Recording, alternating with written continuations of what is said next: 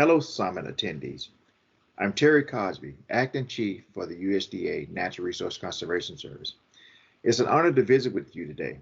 I know last year's summit was canceled due to COVID-19, so it's wonderful that we're able to gather virtually this year.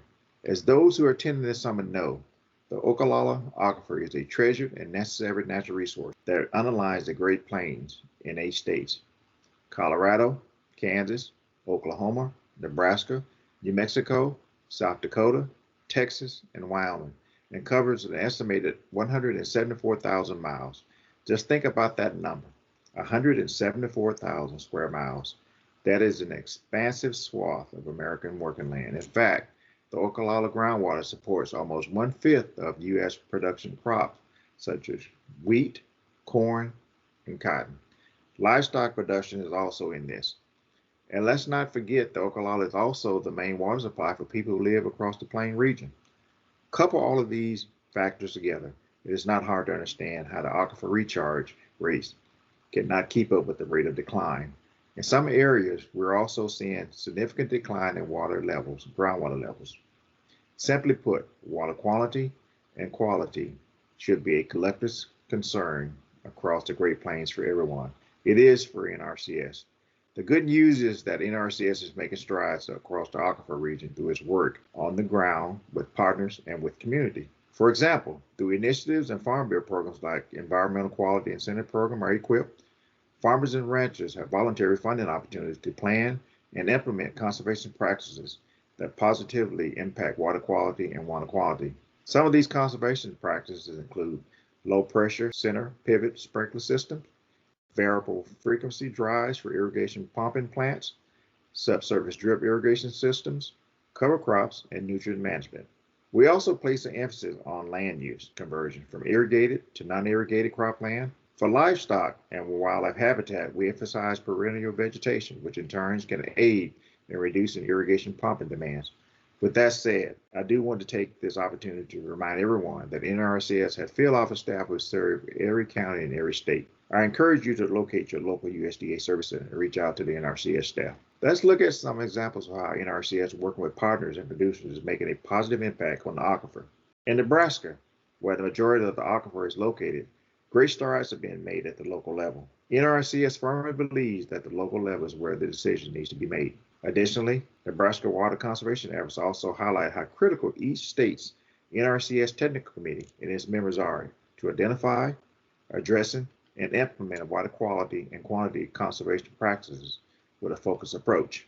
For example, over the past couple of years, Nebraska has shifted from funding state-level initiatives to working within local work groups with producers and other partners to prioritize funding needs for water quality and water quantity. This collaborative effort holds great promise for today and future, and slowing, stalling, in some places even reversing water quality and quantity declines through the implementation of effective conservation practices across the landscape. Colorado, too, works at the local level with numerous partners and the Farm Service Agency. EQIP funding is being used to assist agriculture producers implement conservation practices that help improve irrigation systems and water quality and quantity. Upwards of $5 million have been paid to Colorado producers through EQIP to implement targeted conservation practices on more than 41,000 acres, focused on reducing the drawdown of the aquifer. In Oklahoma, NRCS is supporting a statewide irrigation water conservation initiative funding opportunity focused on irrigation water and management and irrigation water systems efficiency. New Mexico NRCS is focusing on converting irrigated croplands to rangeland or pasture land to reduce the depletion of the aquifer. And in Texas, more than $100 million in 2018 Farm Bill EQIP funding has been dedicated to improve irrigation system and water management practices that impact more than 500,000 acres over the aquifer. Also, about 12,000 production acres of irrigated cropland has been retired. I would be remiss if I didn't mention that part of NRC's work on the ground includes educating our customers and partners on the basic principles of conservation practices that impact our working lands, soils, water, and plants. For example, in 2016, the NRCS in Texas partnered with the North Plains Groundwater Conservation District to assist in the development of a master irrigator certification program. This program educates producers about advanced irrigation water management strategies, equipment, and soil health principles. that aim to help them maintain or boost profitability while slowing aquifer depletion.